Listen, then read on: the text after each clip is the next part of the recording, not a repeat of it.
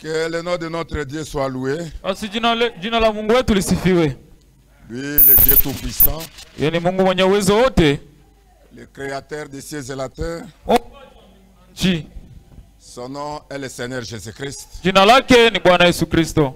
C'est lui seul qui mérite notre adoration. Yeye peke ndiye anastahili mabudu yetu. Si nous ne le louons pas, Kama tumsifu, qui encore nous allons louer dans notre vie? basi ni nani tamsifu maishani mwetu? Il est le seul que nous pouvons louer, Yeye ni pekee ambaye tunaweza kumsifu, car son nom est au-dessus de tous les noms. kwa maana jina lake liko juu ya majina yote. Son nom, c'est le nom de rédemption. Jina lake ni jina C'est le nom qui pardonne tous nos péchés. ni jina ambalo linasamehe dhambi zote. C'est le nom qui nous ressuscite. Ndio jina ambayo inatufufua. Et c'est le nom qui nous donne la puissance de vaincre les péchés. Ndio jina ambayo inatupatia uwezo wa kushinda Et dhambi, de vaincre tous les démons. ya kushinda mapepo yote. C'est pourquoi nous devons l'adorer, le louer comme il faut. Ndio kwa maana tunapaswa kumwabudu, kumsifu kisi inavyofaa. Amen. Amen. Merci beaucoup. Asante sana. Je remercie notre Dieu Namshukuru Mungu wetu de m'avoir ramené encore à Kalemi. kwa kunirudisha tena Kalemi. Que le nom de notre Dieu soit loué. Basi jina la Mungu wetu lisifiwe. Et un bon séjour que je viens de passer à Kalemi. Na masiku mzuri ambayo napitisha Kalemi Ce sont des jours inoubliables pour moi. ni masiku ambayo siwezi kusaulika mimi. Que Dieu bénisse richement son serviteur le pasteur Hassan.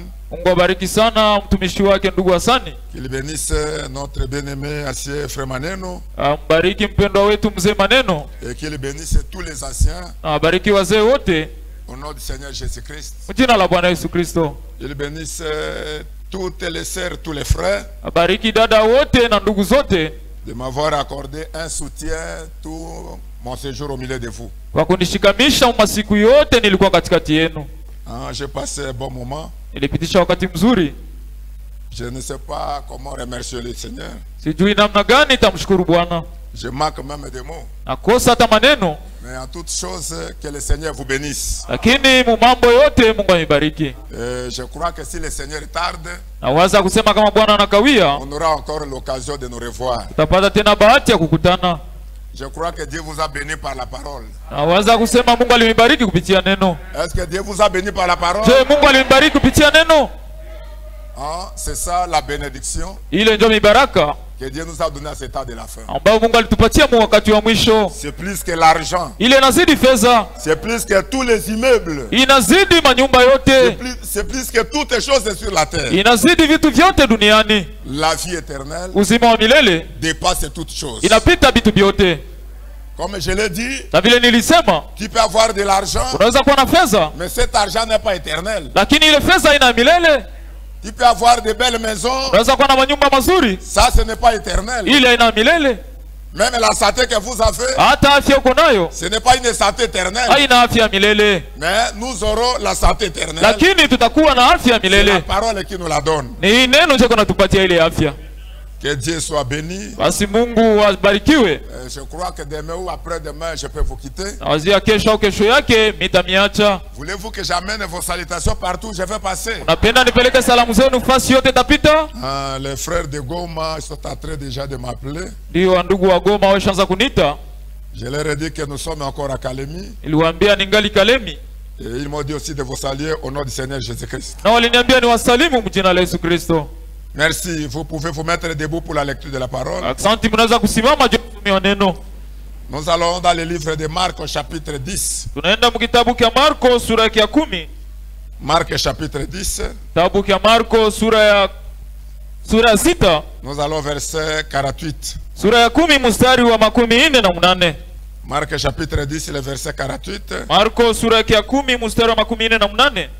Alors que nous lisons la parole au nom du Seigneur Jésus-Christ. Wale tuko nasoma neno mjina la Yesu Kristo. Ils arrivèrent à Jéricho. Na wakafika Yeriko. Et lorsque Jésus en sortit avec ses disciples, Na wakati Yesu alipotoka na wanafunzi wake, et une assez grande foule, le fils de Timée, Bartimée mendiant aveugle, était assis au bord du chemin. basi mtoto wa Timayo, Bartimayo kipofu alikuwa anakaa pembeni ya njia. Il attendit que c'était Jésus de Nazareth, il s'est mis à crier. Naye alisikia kusema ni Yesu wa Nazareti, naye Bartimayo akaanza kulalamika, Fils de David, mwana wa Daudi, Jésus, aie pitié de moi. oh Yesu nisikilie buluma. Plusieurs le reprenaient pour le faire taire. Basi wengi wakaanza kumkemea ili wapate kumnyamazisha. Mais il criait beaucoup plus fort. Na yakalalamika na nguvu zaidi. Fils de David, Mwana wa Daudi, ayez pitié de moi. unisikilie buluma. Jésus s'arrêta et dit, Yesu akasimama na akasema, appelez-les. basi mumwite. Ils appelèrent l'aveugle Na wakamwita kipofu en lui disant, wakimwambia, prends courage, lève-toi, il t'appelle. basi chukua bidii, simama na Bwana anakuita. L'aveugle jeta son manteau Basi ule kipofu akatupa koti et yake, se leva de bon vers Jésus. naye akalamuka haraka akaenda mbele ya Yesu. Jésus prenant la parole et lui dit, Basi Yesu akasema, que veux-tu que je te fasse? basi unapenda nikufanyizie nini? Rabouni lui répondit l'aveugle, Naye kipofu akamjibia, Rabi, que je recouvre la vie. basi nami nipate kuona. Et Jésus lui dit, Na Yesu akamwambia, va, wende, ta foi t'a sauvé. imani yako imekuokoa. Aussitôt il recouvra la vie Pale pale akapata kuona et suivit Jésus dans le chemin. na akamfuata Yesu mahali popote alipoenda. Dieu notre Père Céleste, Mungu Baba yetu uliye mbinguni, l'auteur de la vie éternelle, mwanzilisha uzima wa milele, le même hier, aujourd'hui, pour toujours, ule ule jana, leo na hata milele. que ton nom soit glorifié, Basi jina lako lisifiwe, que ton nom soit élevé, jina lako linyanyuliwe, que ton nom soit acclamé au milieu de ton peuple, jina lako lipate kutangaza katikati ya watu wako, car tu ne meurs pas. sababu wewe Il haukufi, reste le même hier, aujourd'hui, pour toujours. unabakia ule ule jana, leo na hata milele. Nous voici encore ce matin dans ta présence. Basi tazama, asubuhi ya leo tuko mbele ya uwepo wako. La Bible dit, Biblia inasema au temps de la fin, wakati wa mwisho les jeunes hommes et les jeunes filles vont monter, descendre pour chercher le pain de vie. wabinti wanawake na vijana watapanda na kushuka je kutafuta mkate wa uzima, Mais ils n'en trouveront pas. lakini hawataupata. Mais gloire soit rendue à toi notre Dieu, Basi utukufu kurudilie wewe Mungu wetu, car tu nous as donné ce pain de vie, kwa maana ulipatia ule mkate wa uzima sans argent, sans rien payer. bila fedha na bila kulipa Que ton kitu. nom soit glorifié. Basi jina lako lisifiwe. Seigneur notre Dieu, Bwana Mungu wetu, merci pour cette matinée. asante juu ya asubuhi ya leo. Tu nous as gardés toute la semaine. Ulitulinda juma mzima, Tu as combattu pour chacun de nous. ulipigana juu ya kila mmoja wetu, Et tu nous as donné la na victoire. ulitupatia ushindi. Nous voici vivants ce matin. Basi tazama, ni sisi Dans hai la mbele yako, présence du grand Dieu. uwepo wa Mungu mkubwa. Ouvre les éclipses du ciel. Basi fungua madirisha kumbingu, Répand la bénédiction sur chacun de nous. basi mwanga mibaraka juu ya kila mmoja wetu. Que ton peuple Basi watu wako soit béni ce matin. pate kubarikiwa asubuhi ya Au leo nom de Jésus-Christ. mjina la Yesu Kristo. Bénis tous les serviteurs de Dieu. Bariki watumishi wote wa Mungu, Bénis ton serviteur, pasteur Jacques. bariki mtumishi wako ndugu Jacques, Bénis ses associés. bariki wa makamo wake, Bénis tous les frères et sœurs bariki kila ndugu na kila dada qui travaillent pour l'avancement de ton royaume. ambao wanatumika juu ya kuendelea kwa ufalme wako. Seigneur notre Dieu, Bwana Mungu wetu, la Bible dit, Biblia inasema tout ce que vous demanderez en priant mon nom, yote mtalomba mkuomba mjina langu, croyez que vous l'avez reçu mwamini ya kusema et mshapokea, vous le verrez accomplir. nanyi mtaiona inatimilika. Bénis la lecture de la parole. Bariki usomi wa neno, Bénis les auditeurs. bariki waliolisikia, Bénis les lèvres qui vont parler. bariki midomo ambayo itanena, Comme tu béniras l'épouse au travers le monde. ubariki bibi harusi mdunia mzima. Nous aussi, nous nous attendons à la même bénédiction. Nasi tunajichungilia mbaraka mwilele moya, Guéris toute maladie au nom de Jésus-Christ. ponya magonjwa yote mjina la Yesu Kristo. Réponds aux besoins de ton peuple. Basi jibia kwa mahitaji ya watu Au wako nom de Jésus-Christ. mjina la Yesu Kristo Nous avons demandé ainsi. tunakuomba hivi, Amen. amina. Merci, vous pouvez vous asseoir. Asante, mnaweza kuketi. Une fois de plus, que le Seigneur vous bénisse. Mara tena Bwana mibariki. Pour moi, c'était un moment de bénédiction. Kwangu ni wakati wa mibaraka, Le temps que nous avions passé ensemble avec vous, wakati ambao tulipitisha pamoja nous nanyi, avions parlé de différentes choses. tulizungumzia juu ya mambo mbalimbali. Je crois que Dieu vous a béni d'une manière ou d'une autre. Naamini ya kusema Mungu aliwabariki mnamna moya Parce que la wengine, Bible dit sababu Biblia inasema que celui qui lit, qu'il soit béni. usema wale mwenye kusoma abarikiwe, Et ceux qui attendent, eux aussi seront bénis. na wale ambao wanasikia wapate kubarikiwa. C'est pourquoi nous avons parlé d'aller réveiller Jésus. Ndio kwa maana tulizungumzia uende umwamshe Yesu, Nous avions parlé de grandes choses. tulisemezea juu ya mambo makubwa, Et nous avions parlé des livres de souvenirs du roi. tulizungumzia juu ya kitabu cha ukumbusho cha mfalme. C'est pourquoi je vous ai dit que nous sommes un peuple instruit. Ndio kwa maana nimeambia kusema sisi ni taifa ambayo imefunzwa vizuri, Nous sommes un peuple enseigné. sisi ni taifa ambayo imefunzwa vizuri, Nous sommes un peuple qui connaît son Dieu. sisi ni taifa ambayo tunajua Mungu wetu. Alléluia. Amen. Nous ne sommes pas n'importe quel frère, Si hatuna izuru ndugu gani, mais nous sommes des frères en Christ. lakini sisi tuko ndugu katika Kristo.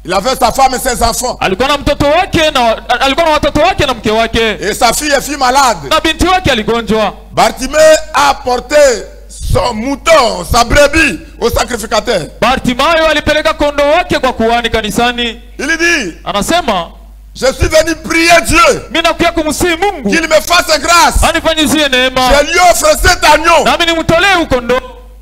Si Dieu guérissait ma fille, kama Mungu akiponya binti wangu, je lui donne cet agneau. nitampatia kondoo. Et Dieu a exaucé la prière de Bartimée. Na Mungu alijibu kwa maombi ya Bartimayo. Il a guéri sa fille. Aliponya binti wake. Et Bartimée a pris cet agneau au sacrifice, il a donné. Bartimayo alichukua ile kondoo akapatia kuhani msadaka. Et à un moment donné, sa femme aussi tombe malade. Na wakati wengine mke wake akagonjwa. On lui a dit, Bartimée, wakamwambia Bartimayo, cet agneau ici ne lui offrez pas au Seigneur. Huyu kondoo usimtolee Bwana. Parce que c'est cet agneau qui est tes yeux. Sababu huyu kondoo ndio macho yako. Si tu le donnes en sacrifice, kama unatoa msadaka, comment tu vivras? Sasa utaishi je? Bartimée dit, ce n'est pas un problème. Bartimayo anasema ina mambo. Je l'offre au sacrifice. Mimi naitosha msadaka pour le reste de ma vie. Juu ya mabaki ya maisha yangu. Dieu lui-même est pourvoira. Mungu yeye mwenyewe atanishughulikia. Dieu pourvoira. Mungu atashughulikia. La Bible dit, Biblia inasema, l'obéissance est vaut mieux que le sacrifice. Basi kutii ni bora kuliko sadaka. Il a pris cet agneau, il a offert au Seigneur. Alibeba ile kondoo akamtolea Bwana sadaka. Et il continue à manger comme d'habitude. Na alikuwa anaendelea kulomba kama kawaida yake. Et ce matin-là, na ile asubuhi, on l'a placé dans sa place habituelle. Bakamtia pa nafasi yake ya kila siku. L'homme de Dieu dit, tumishi wa Mungu anasema, il était placé. Yeye walimutia si le miracle que Josué avait crié avec les enfants d'Israël. Kuile ukuta ambayo Yoshua alilalamika na wana wa Israeli. C'est ce miracle-là qui était tombé par les cris de l'église. Ni ule ukuta ambao ulianguka kupitia malalamiko ya kanisa. Quand ils ont sonné la trompette. Wakati walipiga baragumu. C'est sur cette partie qui restait. Ni ile nafasi ilibakia. C'est là où que Josué était placé pour mendier. Ndio pale Bartimayo alitiliwa juu apate kuomba. Mais comme il a donné son agneau au sacrifice, lakini kwa vile tosha kondoo wake kusadaka, croyant que le Dieu du ciel pourvoira, akiamini kusema Mungu akumbingu atashughulikia mabaki, Dieu pourvoira aussi. Na Mungu atashughulikia vile vile.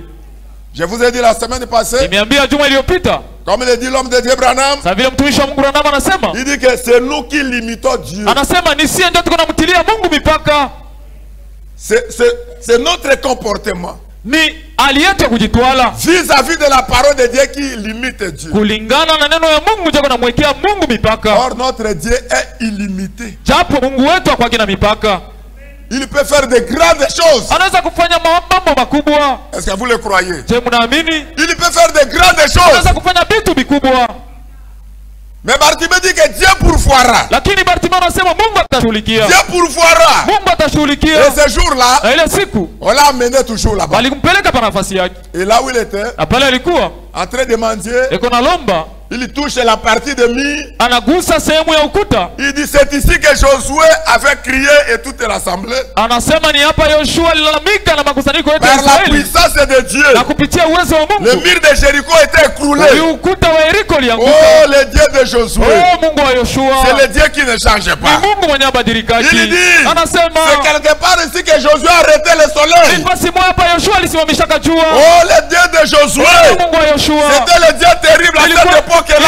Kukopesha mule wakati. Si moi Bartimée, kama mimi Bartimayo, je pouvais être à cette période-là. Nikianza kuwa mule wakati. Ce Dieu-là, ule Mungu pouvait être capable de me guérir. Angekuwa na uwezo kuniponya. Or il oubliait. Japo alikuwa anasaulika. Que ce Dieu-là ne change pas. Ya kusema ule Mungu abadilikaji. Il reste le même hier, aujourd'hui, pour toujours. Anabakia yule jana, leo na hata milele. Pendant qu'il était là en train de mendier, wakati alikuwa pale kwa lomba, il a attendu un soulèvement. Akasikia makelele ya watu. Les gens criaient par-ci par-là. Watu walalamika huku na kule. Hosanna, Hosanna, Hosanna. Hosanna, Hosanna, Hosanna. Béni soit celui qui vit au nom de l'Éternel. Basi abarikiwe yule anakuja mjini. Alléluia, gloire à Dieu. Alléluia, utukufu kwa Mungu. Merci Seigneur. Asante Bwana. Les gens étaient en train de siffler. Watu walikuwa wanapiga miluzi. Parce que l'homme de Dieu Branham me dit, sababu mtumishi wa Mungu Branham anasema, là où il y a Jésus, pale peko Yesu, il y a toujours des cris. Kuko makelele kila siku. Il y a Jésus, pale kuko Yesu, il y a les cris de joie. Kuko makelele ya furaha. Il y a les alléluia.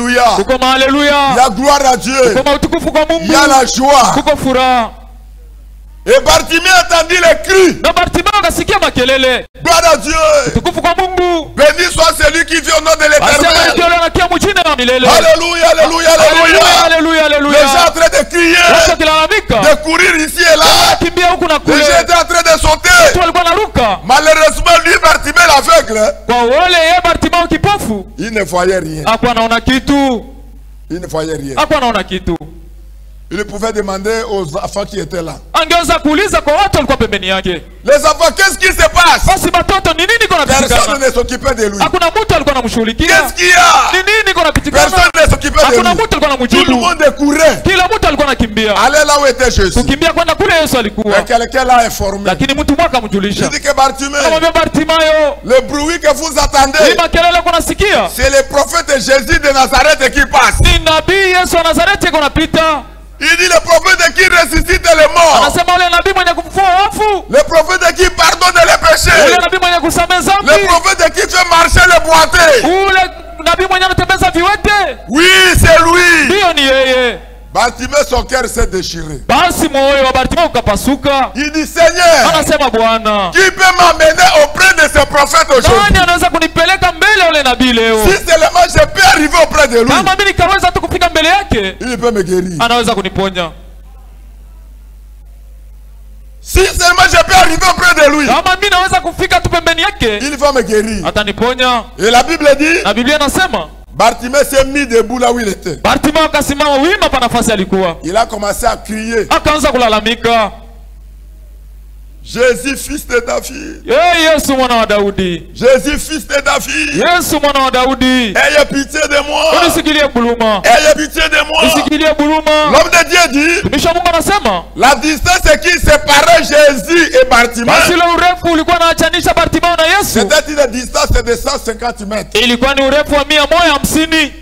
Et là où Bartimée passait, là où Jésus passait, Na kule Yesu alikuwa anapita, naturellement par là, il ne pouvait pas écouter le cri de Bartimée. kwa kusema kawaida angeweza kusikia makelele ya Bartimayo, Parce qu'il était au milieu des acclamations. sababu alikuwa katikati ya watu wa kupiga Les gens criaient makofi, de part et d'autre. watu wanalalamika ngambo moja na Mais Jésus nyingine, était au milieu de tous ces na bruits. Yesu alikuwa katikati ya ile makelele yote. Malgré ça, Aizuru ile Bartimée criait encore Bartimayo davantage. alikuwa analalamika zaidi La sana. Bible dit les gens le faisaient taire. Biblia inasema watu walikuwa wanamnyamazisha, Il lui disait laissez de crier. walikuwa wanamwambia acha makelele, Mais il criait encore au plus lakini fort. wanalalamika zaidi sana na nguvu.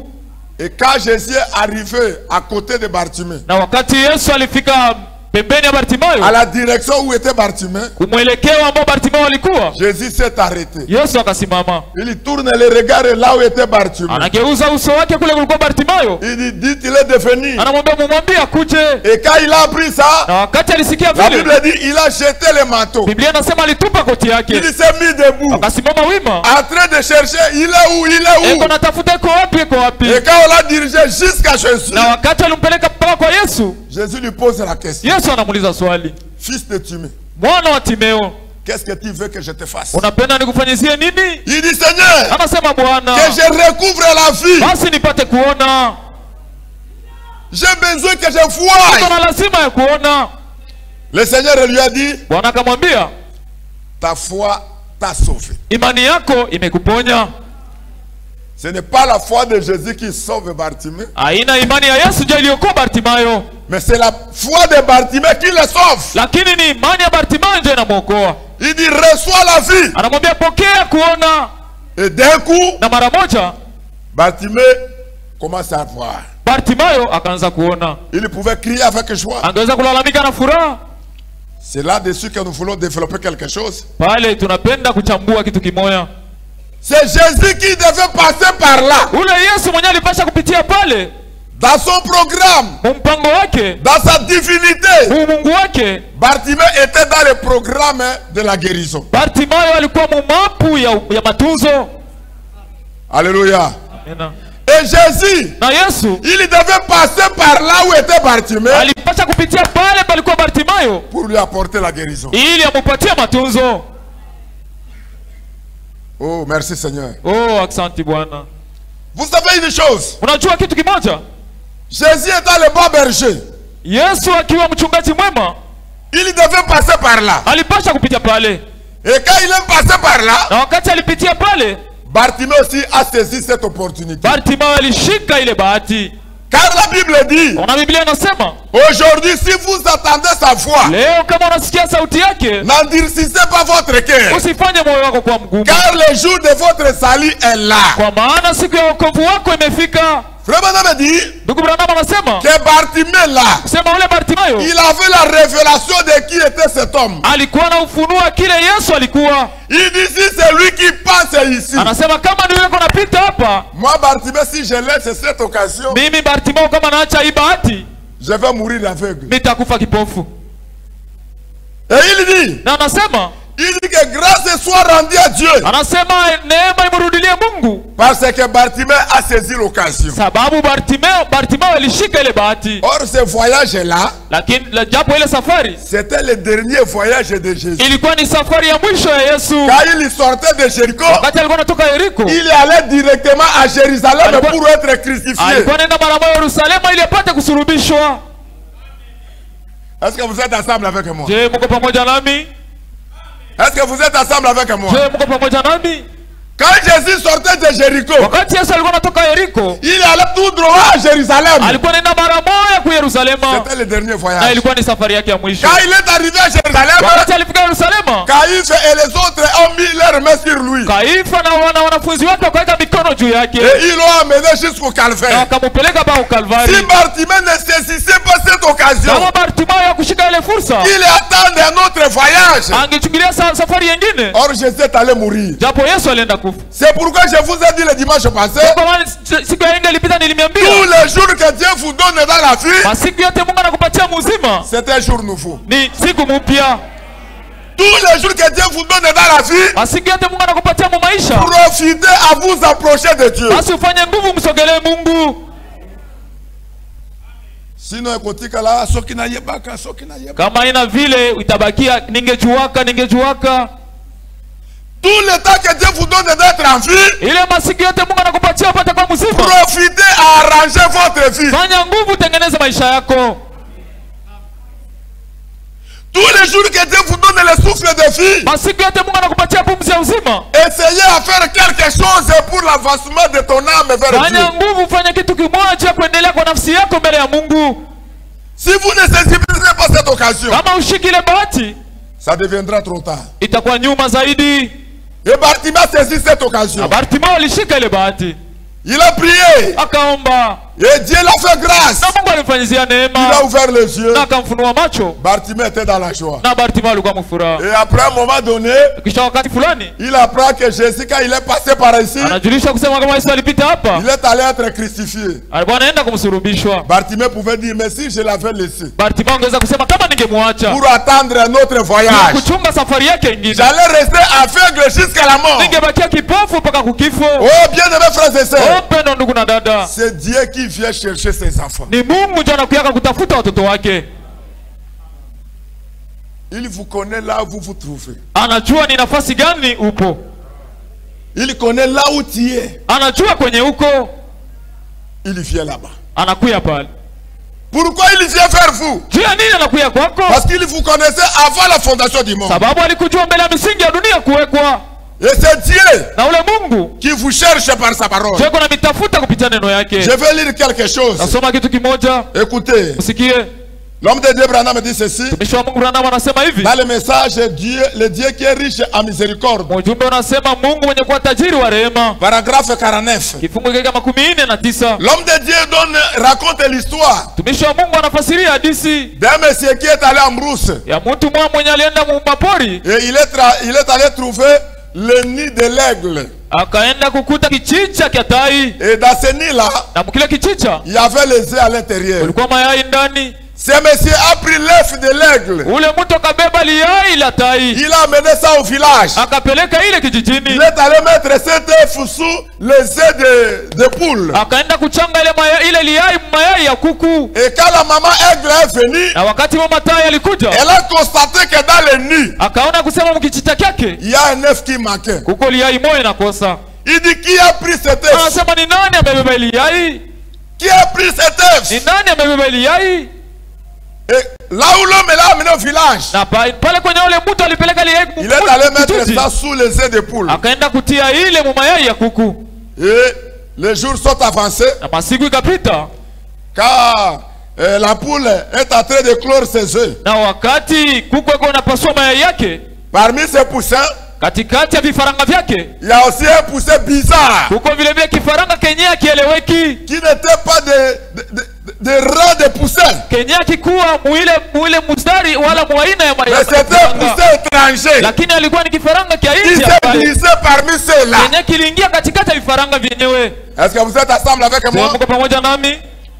Pendant que les petits aiglons développaient ensemble avec les poussins, Wakati kale katai kadogo kalikuwa naruka pamoja na makuku na mafaranga na vifaranga, il avait une nature bizarre. alikuwa na aina yenye eleweki, Une nature tout à fait différente. aina yenye kuachana na vifaranga. Alors que la maman était en train de la chercher en brousse. Japo mama tai alikuwa anamtafuta porini, Un jour, siku moja la maman aigle se lasse. mama tai akachoka, Elle prend son envol. yeye akaruka Elle va partout. akaenda fasi yote, En train de jeter les cris. eko napiga kelele, En train de chercher les petits aiglots qui étaient portés disparus. eko natafuta katai kadogo kale kalipotea. Il cherchait en jetant les cris. Alikuwa anatafuta mkulalamika Partout. fasi yote. La maman aigle était en train de voler. Mama tai alikuwa anaruka, De chercher son petit. eko natafuta mtoto wake. Arrivé quelque part. Kufika nafasi moja, Dans un millier. nafasi moja, Quand la maman aigle a poussé les cris. wakati mama tai lalamika,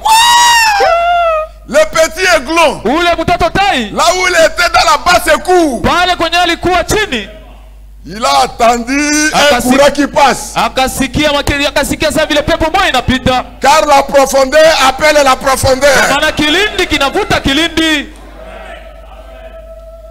Quand le petit aiglon a attendu cette voix-là, Wakati ule tai mdogo alisikia ile sauti, elle a attendu un cri. akasikia lalamiko, Ce cri-là ile kelele a percé le petit aiglon. iliingia ndani ya tai mdogo. Le cri-là Ile kelele est entré au-dedans des petits aiglons. iliingia ndani ya ule tai mdogo. Pourquoi? Juu ya nini? La profondeur appelle la profondeur. Kilindi kinavuta kilindi kenzake. Le courant a passé. Basi umeme ukapita, Malgré qu'il était ensemble avec le poussin, aizuru hata kama alikuwa pamoja na vifaranga, en train de glousser dans la basse cour. weko natembea chini. Mais cette fois-là, Mwile wakati la voix n'a pas fait quelque chose au poussin, basi ile sauti ya mama tai kufanya kitu vifaranga, mais la voix lakini sauti a touché le petit aiglon. iligusa ule tai mdogo. Ses amis étaient surpris. Rafiki zake walishangaishwa Quand il observait, wakati walimwangalia, il a changé la couleur. akabadilisha rangi. Mais dis, qu'est-ce qui ne va pas? Sasa ni mambo gani yeyeni? Non, non, il y a une profondeur qui appelle l'autre profondeur. Hapana, kuko kilindi kenye kunaita kilindi kenzake. Il y a la profondeur qui appelle la profondeur. Huko kilindi kunavuta kilindi chenzake. Il commence à regarder de part et d'autre. Anaanza kuangalia ngambo bwana nyingine. Il a attendu encore la maman qui poussait le cri. Il a attendu encore. Akasikia tena mama tai analalamika. Et lui a répondu là où il était. Naye akajibu pale alikuwa. La maman aigle dit, Mama tai anasema, mon petit, tu es où? mtoto wangu uko wapi? Il a répondu, Akajibu, maman, je suis ici dans la basse cour en train de glousser avec le poussin. mama, niko hapa chini, niko nakula vifaranga. Il dit, quitte là, Anasema toka pale, viens ici. kuja huku. Il dit, maman, Anasema mama, depuis que je suis né, tangia mimi nilizalika, je ne vole pas. mimi si yarukaka, Je ne vole pas. mimi si rukaki. Je ne sais pas comment voler. Mimi sijui kisi ya kuruka. La maman aigle lui a dit, Mama tai anamwambia, déployez un peu tes ailes. basi wewe sambaza mabawa yako. Et quand le petit aigle a déployé les ailes, Na wakati ule tai mtoto alisambaza mabawa, il avait les ailes tout à fait différentes des poussins. alikuwa na mabawa ya kuachana na vifaranga. Il dit, regarde tes ailes. Anasema angalia mabawa yako. Tu as été créé pour voler. Baba Mungu alikuumba juu ya kuruka. Tu n'es pas créé pour laisser dans la basse cour. Wewe abakukuumba juu kule hapa chini. Dieu t'a donné ses ailes Mungu alikupatia ile mabawa pour voler. ili upate kuruka. Il dit, maman, malgré ça, Anasema mama izuru ile, mais depuis que je suis né, lakini tangia mimi nilizalika, je n'ai jamais volé. mimi si yarukaka. Il dit, mais tu as la capacité de voler en toi. Anasema uko na uwezo wa kuruka wewe. Il dit déployer les ailes. Anasema sambaza mabawa. Le petit doit déployer les ailes. Ule mtoto tai akasambaza mabawa. Il dit battez les ailes comme ceci. Anasema piga mabawa hivi. Et quand le petit aiglon, Na wakati mtoto tai par le conseil de sa maman, kupitia shauri ya mama yake, quand il a battu les ailes, wakati alipiga mabawa, il a fait un bond. yeye akafanya sana ruka. Parce que cette capacité est en lui. Sababu uwezo ulikuwa ndani yake. Dieu lui a donné cette capacité. Mungu alimpatia ule uwezo. Quand il a battu les ailes, Wakati alipiga mabawa, il a fait un bond. yeye akaruka. Il monte sur la toiture. Akaruka akapanda juu ya mabati. Il dit maman, tu as dit frère. Anamwambia mama, unasema kweli? J'ai battu seulement un peu les ailes. Mimi nilipiga tu kidogo mabawa. Je ne suis plus sur la terre. Mimi sina tena pa bulongo. Mais je suis déjà sur la maison. Lakini niko juu ya nyumba. Il dit, la maman lui dit, c'est comme ça que toi tu es constitué. Mama anamwambia ndio vile wewe balikuumba. Maintenant, Sasa battez un peu plus fort que la première fois. piga nguvu zaidi kuliko mara ya kwanza Et tena. quand le petit aiglon Na wakati mtoto tai a battu pour la seconde fois, alipiga mara ya pili un peu plus fort que la première zaidi fois, kuzidi mara ya kwanza, le petit aiglon quitte la toiture. mtoto tai anatoka kwa mabati, Il monte un peu plus haut là-bas. anapanda yulu zaidi Quand sana. il est monté plus haut, Wakati alipanda yulu la sana, maman lui a dit que c'est ce que j'attendais. mama anamwambia ndio kile nilikuwa nachunga. La maman aigle est descendue Mama tai akashuka, avec ses ailes. shuka na mabawa yake, Il a placé sous l'enfant akatia mabawa yake chini et ya il a mtoto, pris son petit aiglon. akabeba mtoto wake tai, Il a récupéré, akamubeba, il a ramené à la maison. akamrudisha nyumbani. L'homme de Dieu dit, Mtumishi wa Mungu anasema cette maman aiglon là, ule mama tai c'est le Seigneur ni Jésus-Christ. Bwana Yesu Kristo, Et les aiglons là, na watai wadogo c'est l'église épouse. ni kanisa bibi harusi. Cet aiglon là, Ule tai c'est mdogo toi et moi. ni wewe na mie. Là-bas, c'est cours où nous étions. Pale mkiwanja mkula nyuma makuku tulikuwa, C'est dans les églises du monde. ilikuwa ni makanisa ya dunia. Chacun connaît là où il était. Kila mtu anajua kwenye alikuwa.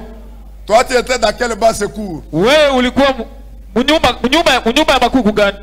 Peut-être votre bas secours était témoin de Jéhovah. Saa ingine mnyumba ya makuku yako ilikuwa ni washuhuda wa Yehova. Votre bas secours c'était où? Mnyumba yako ya makuku ilikuwa ni wapi? Peut-être c'était catholique. Saa ingine ilikuwa ni Mkatolika. Votre bas secours était où? Mnyumba yako ya makuku ilikuwa ni wapi? Peut-être c'était l'église Saa ingine protestante. ilikuwa ni kanisa ya Baporo. Mais là-bas, Lakini pale tu étais seulement pour un temps. ulikuwa tu ni juu ya wakati moja. Et un jour, Lakini siku moja ton Dieu, Mungu wako qu'il a prédestiné pour les salut, mwenye alikutayarisha juu ya wokovu, il devrait envoyer la parole. alipasha kutuma neno, Il a envoyé le message. alituma ujumbe, Il a envoyé la vérité. alituma kweli. Et quand tu as écouté le son, Na wakati ulisikia sauti le son de la trompette, ile, sauti ya baragumu, la parole de la vérité, neno ya kweli, malgré là où tu étais, zuri kwenye ulikuwa, la profondeur a appelé la profondeur. kilindi kiliita kilindi kenzake. Mais les amis poussins, Lakini wale wa rafiki zake vifaranga ils étaient calmes. walikuwa kimya, Pour lui, il n'y avait pas de problème. wake hakukuwa mambo. Mais toi, Lakini wewe quand tu as écouté le son de trompette, wakati ulisikia sauti ya baragumu, quand tu as écouté l'évangile, wakati ulisikia habari quand tu as njema, écouté la parole, wakati ulisikia neno, la profondeur a appelé la profondeur. kilindi kilivuta kilindi chenzake. Il dit, Seigneur, Anasema Bwana, mais moi je suis catholique. mimi ni Mkatolika. Seigneur, Bwana, mais moi je suis protestant. mimi ni Protestant. Et la maman aigle Na dira, mama tai atasema, toi tu n'es pas né pour être protestant. wewe hukuzalika juu ya kuwa Protestant. Toi tu n'es pas né pour être catholique. Wewe hukuzalika juu ya kuwa Mais Katolika. toi tu es né pour être un fils, une fille de Dieu. Lakini ulizalika juu ya kuwa binti na mwana wa Mungu. Sors de là. Toka mule. Maman, comment je peux sortir? Baba anaweza kutoka je? Alors qu'on m'a donné des grades. Japo balinipatia macheo mkanisa. Alors que j'ai une grande responsabilité. Japo niko na uzito mkubwa mkanisa. Maman, depuis que je suis né, Mama, tangia mimi nilizalika, je n'ai jamais volé. mimi siarukaka. Je suis habité avec la cigarette. Mimi nimezoea kuvuta Je suis sigara. habité avec la prostitution. Mimi nazoea ukahaba. Je suis habité avec le mensonge. Mimi nazoea uongo. Comment est-ce que je peux laisser ça? Sasa nitaacha je hivi vitu? Et lui dira, Naye atasema, toi tu n'as pas été créé pour wewe mentir. bakukumba juu ya kulanda. Toi tu n'as pas été créé pour la Wewe prostitution. bakukumba juu ya ukahaba. Toi tu n'as pas été créé pour la cigarette. Ukumbiwa juu ya sigara. Toi tu as été créé pour être un fils de Dieu. Wewe uliumbiwa juu ya kuwa mtoto wa Mungu. Alléluia. Amina. Oh, gloire à Dieu. Oh, utukufu kwa Mungu. Il devait passer par là Alipasha kupitia pale Parce qu'il te connaissait que toi tu es là. sababu alikujua kusema wewe uko pale. Et quand la voix était retentie, Na wakati imani lilia, tu as compris la voix du Seigneur. ulielewa sauti ya Mungu. La voix de Dieu, c'est sa parole. Sauti ya Mungu ni neno lake. Et quand tu as compris la parole, Na wakati ulielewa neno, tu as dit, Seigneur, ulisema Bwana, je n'ai pas la force de laisser la cigarette. mimi sina nguvu ya kuacha sigara. Toi, tu n'as pas la force, Wewe una nguvu, mais lui a la force. lakini yeye yuko na nguvu. Il dit, battez les ailes, Anamwambia piga mabawa, reniez ça, basi kataa vile, confessez ça. kiri ile. Et quand vous avez confessé, Na wakati unakiri, lui qui a la force, il vous a donné la force. yeye mwenye kuwa na nguvu ananipatia nguvu. Il vous a relevé, Yeye aliminyanyua, il vous a emmené chez lui, alimpeleka kwake dans les lieux célestes, pali pa mbingu, là où on mange la parole de Dieu, pale ambao wanakulaka neno la Mungu sans mélange. bila kuchangiwa na kitu.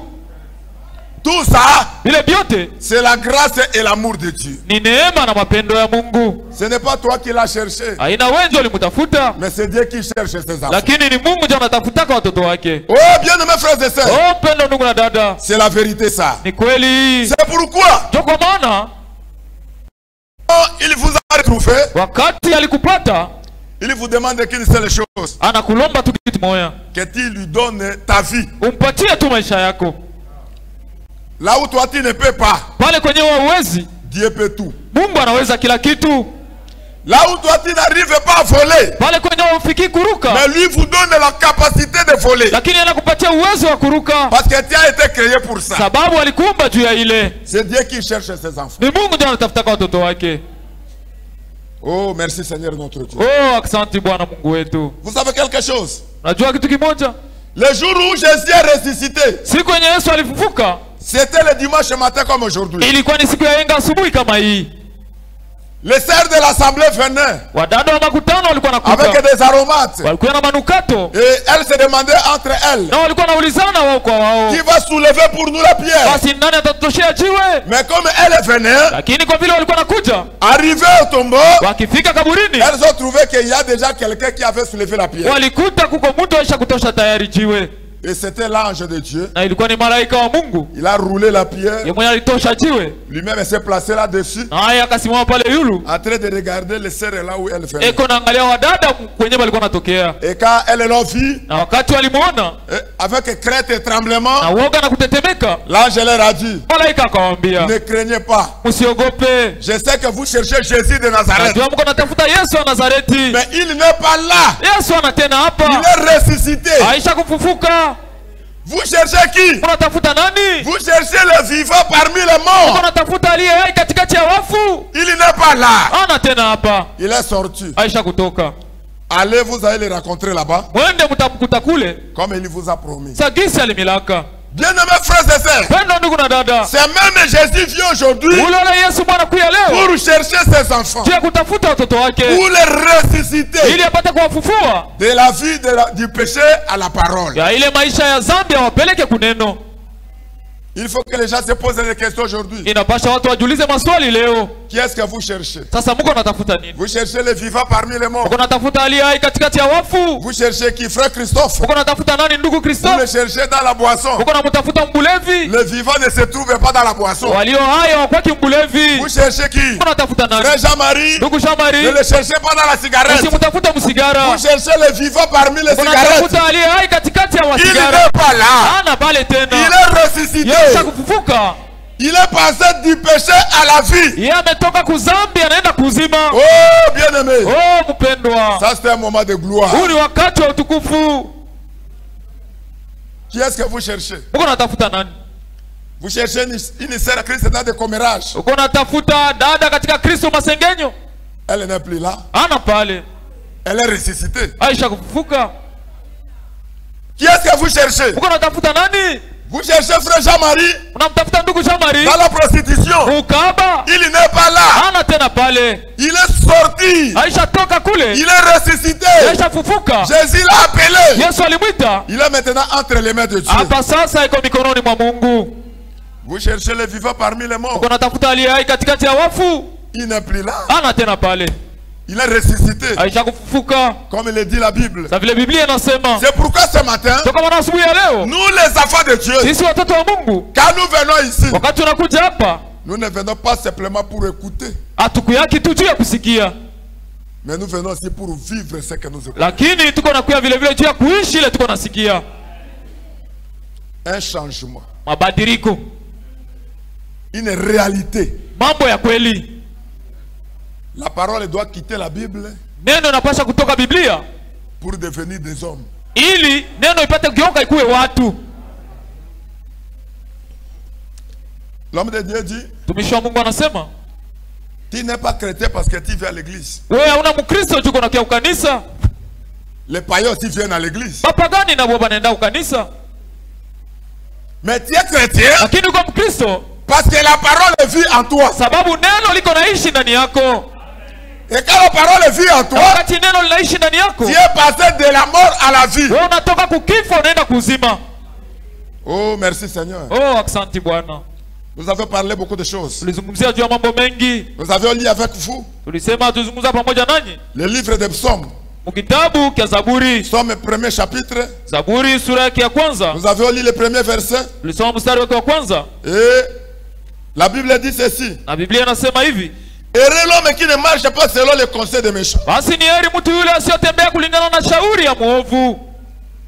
Heureux l'homme qui ne marche pas selon les conseils des méchants. Basi heri mtu yule asiyotembea kulingana na shauri ya mwovu. Qui ne s'arrête pas sur la voie des pécheurs. Mwenye asimami munjia ya mtenda dhambi. Et qui ne s'assied pas en compagnie de mon cœur. Na haya ambaye aketi kamwe na wale wakubwa Mais qui kuzilaki. trouve son plaisir Lakini ambaye anapata furaha yake dans la loi de l'Éternel. ndani ya sheria ya milele. Et qui la médite jour et nuit. Na iko na itafakari usiku na mchana. Il est comme un arbre Yeye iko kama vile mti planté près d'un courant d'eau, ambao umepandwa pembeni ya maji, qui donne son fruit en sa saison. ambao iko natoa matunda yake wakati Et dont le wake, feuillage ne se flétrit point. na ambao majani yake hayakauki. Tout ce qu'il fait lui réussit. Yote iko nafanya iko na sitawi. Ah. Un homme qui est planté Ule mtu mwenye anapandwa dans la parole. muneno, Un homme qui a du poids dans la parole. mtu mwenye kuwa na uzito ndani ya neno, Un homme qui prend la parole de Dieu en considération. mtu mwenye iko na beba neno la Mungu na heshima. Cette personne, Ule mtu c'est comme un arbre qui est planté près de courant d'eau. iko sawa vile mti umepandwa pembeni ya maji. Cet arbre a des racines. Ule mti uko na mizizi. Cet arbre est positionné. Ule mti uko na msimamo. Cet arbre n'est pas ballotté à tout moment. Ule mti hauyumbi kila wakati, Mais il est planté. lakini ni mti ambao umepandwa. Il a des racines. Uko na mizizi. Bien-aimés frères et sœurs, Pendo ndugu na dada, ayez des racines dans la parole. ukuwe na mizizi ndani ya neno. Hein? Ha? Il faut avoir du poids. Unapasha kuwa na uzito, Il faut avoir de la considération. unapasha kuwa na heshima. La parole vous donne l'honneur. Neno inakupatia heshima. La parole vous donne du respect. Neno inampatia heshima. Est-ce que vous pouvez dire amen à ça? Je mnaweza kusema amina kwa ile? Cette parole vous donne du respect. Hii neno inampatia heshima. Hein? Ha? Au commissaire à poids. Unakuwa dada wa kilo kabisa. Ah, les gens vous respectent. Watu wanakuheshimu. Au commissaire à poids. Unakuwa ndugu wa kilo. Ces frères-là ne jouent pas avec la parole. Ule ndugu achezaki na neno. Cette sœur-là ne joue pas avec la parole. Ule dada achezaki na neno.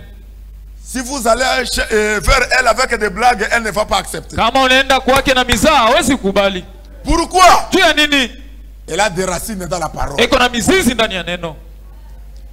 Cet arbre-là, Ule mti même si on peut le couper, hata kama unaweza kukatwa, ça va pousser encore. utaota tena.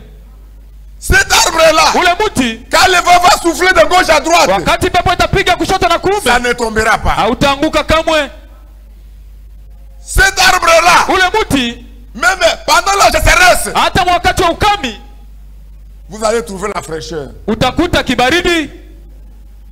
Qu'est-ce que ça veut dire? Maana yake nini? Que le moment soit favorable ou pas, Wakati ukuwe mzuri au hapana, vous allez trouver cette personne dans la parole. utakuta ule mtu uneno. Parce que la Bible dit, Sababu Biblia inasema quand Jésus est allé chercher le figuier, wakati Yesu alienda kutafuta mtini et il n'a pas trouvé de fruits, na haya kukuta matunda, Il a maudit cet arbre. akalaani ule mti. La Bible dit en réalité, Biblia inasema kwa kweli c'était la période où les figuiers ne portaient pas de figues. ilikuwa ni wakati ambao mtini haungepaswa kubeba matunda. C'est pourquoi cet arbre avait été maudit. Ndio kwa maana ule mti ulilainiwa. C'est pour dire que Nijua kusema le moment soit favorable ou non, kama wakati kwa kufaa au hapana, vous devez garder votre rang. unapasha kulinda heshima yako. Vous êtes ici en Christ pendant qu'il y a l'argent. Wewe uko dada katika Kristo ni wakati tu fedha iko. Quand il n'y en a pas, Wakati hakuna, tout devient compliqué. mambo yote yanaharibika. Vous êtes joyeux Wewe uko na furaha quand le temps est bon. wakati uko wakati mzuri. Mais pendant une période difficile, Sasa wakati mgumu, tu n'es plus ce que tu étais. wewe hauna tena kile ulikuwa. Non, non. Hapana, Que le moment soit mauvais ou bon, wakati kwa mzuri au mubaya, gardez l'atmosphère. basi mulinde ile hali mzuri. Oh, merci Seigneur Jésus. Oh, asante Bwana Yesu. Pendant que Jésus va passer, Wakati Yesu atapita, il va t'appeler atakuita, et tu vas sortir de la boue du péché. au utatoka matope ya zambi, Tu reviendras à lui, utamrudilia yeye. car c'est lui qui vous a connu avant la fondation du Kwa monde. maana ni yeye aliyekujua mbele ya misingi ya dunia kuwekwa. Et il vous a placé ici Na alimiweka hapa pour que quand il va passer, ili wakati atapita il puisse vous retrouver. apate kukuona. Et quand il vous a retrouvé, Na wakati alikupata, vous devez être dans la joie. unapasha kuwa katika Comme furaha. nous chantons ces cantiques. Ndio kwa maana tuko naimba wimbo, Je t'ai perdu mimi nilikuwa kupotea à ce monde, mwi dunia loin de ta mbele ya face. uso wako. Oh Seigneur, Oh Bwana, tu m'as aimé, ulinipenda, tu m'as cherché, ulinitafuta, tu m'as na wewe trouvé. ulinipata. Gloire à Jésus. Basi utukufu kwa Yesu. Jésus te voyait là où tu étais. Yesu alikuwa anakuona kule ulikuwa, Dans la basse-cour, mwile fasi ya nyuma ya vifaranga vya kuku. là il y avait du péché. Pale kulikuwa zambi, Mais la voix de Dieu lakini sauti ya Mungu a retenti. ililia. Et vous avez reconnu cette voix. Hao ulipata kutambua ile sauti Tu as laissé les autres camarades là-bas. ambayo iliacha rafiki zako wengine pale, Tu as laissé tous les membres de la famille. uliacha wamemba wote wa jamaa. Pourquoi tu as entendu la voix? Juu ya nini ulisikia sauti? Parce que vous êtes un aiglon. Sababu wewe ni tai mdogo, Parce que vous êtes un fils de Dieu. sababu wewe ni mtoto wa Mungu, Parce que vous êtes une fille de Dieu. sababu wewe ni binti wa Mungu. Et aujourd'hui, quand vous attendez sa Na voix, leo wakati unasikia sauti yake, n'endurcissez pas votre cœur. usifanye moyo wako kuwa mgumu. Venez à Jésus. Kuja kwa Yesu, Il va vous sauver. naye atakuokoa, Il vous donne la vie éternelle. anakupatia uzima wa milele, Il pardonne les péchés. anasamehe zambi, Il va vous prendre. yeye atakuchukua, Et il va vous mettre dans le royaume. naye atakuweka mu Et ufalme, tu ne vivras plus comme autrefois. na utaishi kama zamani. Tu vivras la vie de la parole. Utaishi sasa maisha ya neno. Vous savez quoi? Najua nini? L'homme de Dieu donne aussi un témoignage. Mtumishi wa Mungu analeta vile vile ushuhuda.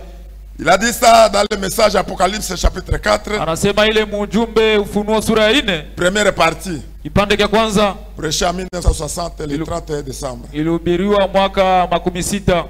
Il dit quelque chose. Anasema kitu fulani hapa. Il dit dans une ville, Anasema mumuji il y avait une grande société. kulikuwa kampuni kubwa, Et le patron de cette société-là, na bosi wa ile kampuni il a envoyé son fils alituma mwana wake dans la même société qui était dans une autre ville. mwile kampuni ambayo ilikuwa mji mwingine, Pour que son fils aille chercher une épouse là-bas. ili mtoto wake aende jitafutie mke kule. Maintenant, quand le gars est arrivé là-bas, Sasa wakati mtoto wake alifika kule, on l'a préparé une accueil particulier. walimtayarishia mapokezi mazuri ya On l'a kipekee. accueilli comme on accueille les grands hommes. Walimpokea kama wanavyopokea watu wakubwa wa hii dunia. Quand les filles de là-bas Wakati mabinti wa kule, ont entendu qu'il y a un fils du roi qui vient chercher une femme, wakati walisikia kwa mwana wa mfalme anakuja kutafuta mwanamke, elles se sont habillées wakavaa à la modernité. muali ya kisasa, Bien habillées là, wakivaa vizuri avec les hauts talons, na maviatu ya mrefu avec des rouges à lèvres,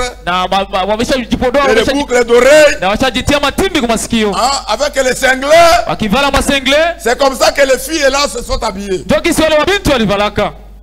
Et à un moment donné, Kisha wakati fulani le fils du roi atterrit. mtoto wa mfalme akashuka. Quand il est atterri, Wakati alifika, il a trouvé ces filles là akakuta wale wabinti en train de danser, weko nacheza, en train de regarder. weko naangalia. Chacun dansait de la manière à attirer le regard des fils du roi. Kila binti alikuwa anacheza namna ya kuvuta uangalifu wa mtoto wa mfalme, Alors qu'elle était vêtue à moitié nue. japo alikuwa anavaa nusu uchi. Mais quand le fils du roi regardait, Sa wakati mtoto wa mfalme aliangalia, il n'a pas trouvé une femme honorable yeye akukuta mwanamke wa kujiheshimu qui pouvait attirer son regard. mwenye angeweza kuvuta uangalifu wake. Elle regarde ici, Anaangalia hapa, l'autre avec des culottes. mwingine aisha kuvala kakaputula. Il dit, une femme qui s'habille en culotte, est-ce que moi je peux l'aimer vraiment? Anasema, je, mwanamke wa kuvala kikaputula mimi nitamupenda kweli? L'autre est là-bas avec un pantalon la serre corps. Hein? Mwingine anavala kasuruali kasha kumubana kumwili. Voyez, hein? Un homme qui se respecte. Naona mtu wa kujiheshimu. Il cherche aussi une femme qui se respecte. Eko natafuta mwanamke wa kujiheshimu vile vile. Est-ce que c'est la vérité? Sababu ni kweli. Il regarde. Anaangalia. Il voit l'autre là. Anaona yule mwingine avec un pantalon la serre corps. Anavala kasuruali kasha mubana kumwili. Doni. Mkongo wote wazi. Il dit, est-ce que vraiment un homme qui se respecte anasema eti mtu wa kujiheshimu kweli peut marier une telle femme? Anaweza kuoa huyu mwanamke wa hivi? Alors qu'elle dansait, elle tournoyait. Hapo walikuwa wanacheza wakigeuka. Contrairement au dedans de lui. Wakijinyonga kinyume na ndani yake. Il avait les nausées. Ye, alikuwa na kichefuchefu. Il pouvait même vomir. Angeweza hata kutapika. On l'a mené jusqu'à la maison. Wakampeleka hata nyumbani. Un endroit qui a été bien préparé pour l'accueillir. Pendant qu'on l'a amené là-bas, ces filles-là faisaient le sapin. Seulement pour attirer l'attention des fils de roi. Les jupes qui étaient déchirées jusqu'ici. Le fils du roi qui regarde et dit vraiment une fille qui déchire la jupe jusqu'ici, est-ce que moi je peux l'aimer? Pendant qu'il était là-bas, il a voulu aller se soulager. Il dit votre urinoir c'est où? Anasema fasi yenu ya kujisaidia haja ndogo ni wapi? On a dit passez ici derrière. Wakamwambia pita huku nyuma. Et quand le fils du roi na wakati mtoto mfalme est allé derrière la maison, alienda nyuma ya nyumba jusqu'à lui sort. Kwa kutoka kwake tu, et il a trouvé une bonne qui était dans la cuisine. Akakuta mfanyakazi mmoja alikuwa mjiko qui s'occupait de la cuisine. Mwenye alikuwa anashughulikia chakula. Elle avait de l'eau pour aller jeter ça quelque part. Alikuwa na maji ya buchafu, alikuwa anapenda mwange nafasi moja. Mais celle-là, ule avec cette robe qui coulait jusqu'aux pieds. Na kile kikanzu kyake kilikuwa na mwangika paka kumikulu. Et quand le fils de roi l'a rencontré, na wakati mtoto mfalme alikutana naye, il a salué. Akamsalimia. Il dit bonjour tati. Anamwambia jambo dada. Et la fille elle a regardé. Na binti akaangalia. Il dit oh. Anasema oh. Le fils du roi me salue moi. Mtoto mfalme ananisalimia mimi. Il dit approche d'abord. Anasema sogea kwanza. J'ai quelque chose à te dire. Niko na mambo kukwambia.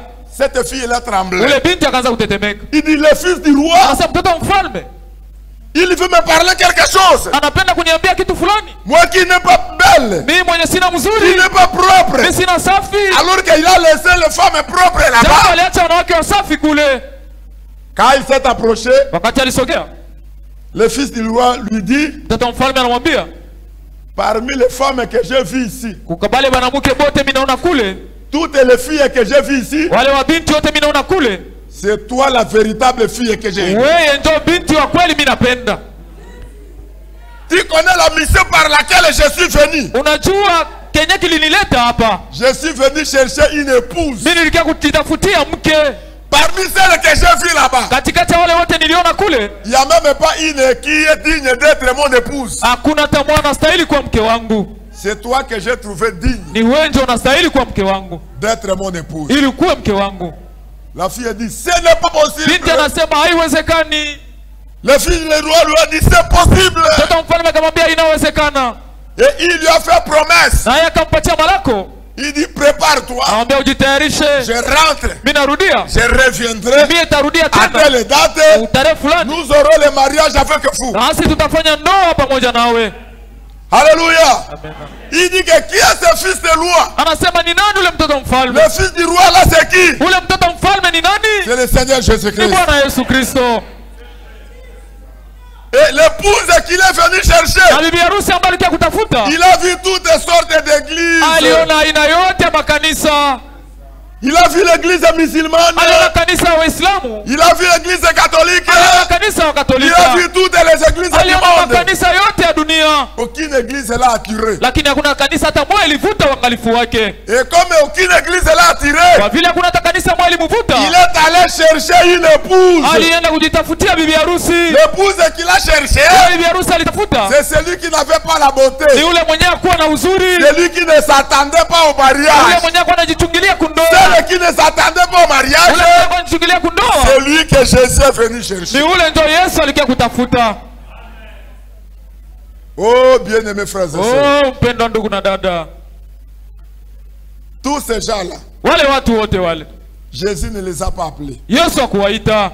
Mais toi, Lakini wewe qui étais dans le désespoir, ambao ulikuwa mwali ya kukosa tumaini, or il y a un message pour toi. japo kuko ujumbe juu yako. C'est pourquoi il vous dit, Ndio kwa maana ananiambia je veux vous préparer des places. mimi naenda kuhatarisha nafasi, Et dès que je m'en serai allé, na wakati et nitakapoenda, que je vous aurai préparé des na places, wakati nitapomaliza kumitayarisha je nafasi, reviendrai, basi nami je nitarudi, vous prendrai avec moi, tawachukua pamoja nanyi, afin que là où je suis, ili pale nilipo vous y soyez aussi. upate kuwepo vile vile. C'est ça la glorieuse promesse qu'il nous a faite. Ile ndio malako ya utukufu ambao alituachia, Et en attendant qu'il revienne, na kwa kuchungilia kuja kwake, c'est pourquoi nous nous retrouvons ici, ndio kwa maana tuko nakutana hapa pour être nourris de la parole. ili tupate kulishwa na neno. Oh, merci Seigneur. Oh, asante Bwana. Ce n'est pas nous qui l'avons cherché, Haina sisi ndio tulimtafuta, mais c'est lui qui est venu nous chercher. lakini ni yeye ndio alikuwa kututafuta. Ce n'est pas nous qui sommes morts pour Jésus, Haina sisi ndio tulikufa juu ya Yesu, mais c'est Jésus qui est mort pour nous. lakini ni Yesu ndio alikufa juu yetu. Est-ce que c'est la vérité? Je, ni kweli? Ce n'est pas nous qui sommes allés au ciel Haina sisi ndio tulienda mbinguni chercher le Seigneur Jésus, kutafuta Bwana Yesu, mais c'est lui Jésus lakini yeye qui Yesu est descendu de la gloire alishuka kutoka utukufu wake pour te chercher toi et moi. ili akutafute wewe na mimi. Là où tu étais, Kule kwenye ulikuwaka, lui te voyait. yeye alikuwa na kuona. Là où tu étais, Pale kwenye ulikuwaka, il te connaissait. alikuwa na kujua. C'est pourquoi lui, la maman aigle, Ndio kwa maana yeye mama tai, a lancé un cri. yeye alilalamika, Et ce cri-là, na ile lalamiko yake quand les dénominationnels attendent, wakati watu wa madhehebu wanasikia, ça ne fait rien. habifanyi kitu kwao. Mais quand un fils et une fille de Dieu Lakini wakati mwana na binti wa Mungu peut écouter la parole, anaweza kusikia neno, tu deviens mal à l'aise. basi pale anakosa amani, Tu deviens mal à l'aise. unakosa amani. Peut-être vous faites du semblant. Saa ingine uko na sura tu. Ah, est-ce que c'est seulement vous qui avez la vérité? Je ni kweli mwetu ndio mko na kweli, Mais à l'intérieur, lakini ndani vous êtes convaincu. wewe Convaincu. unahakikishwa, Ah, vous êtes convaincu. unahakikishwa Que depuis comment parler ce jour-là, kama tangia bali nizungumzia kale siku cela ne vous a jamais quitté. ile hayatoka kama moyo wako. Cette parole, semence, Ile neno mbegu est en train de bouillonner dans votre cœur. iko na chamuka moyo wako. Même quand vous allez à votre église, Hata kama unaenda mkanisa yenu, ça vous a déjà donné le dégoût. isha mipatia kuchukia vile vitu ya Ah, mkanisa ça vous a yenu, donné le dégoût. inamipatia kuchukia. Qu'il n'y a pas la vie là-bas, Kusema pale hakuna uzima, il n'y a que la vie dans la parole. uzima uko ni ndani ya neno.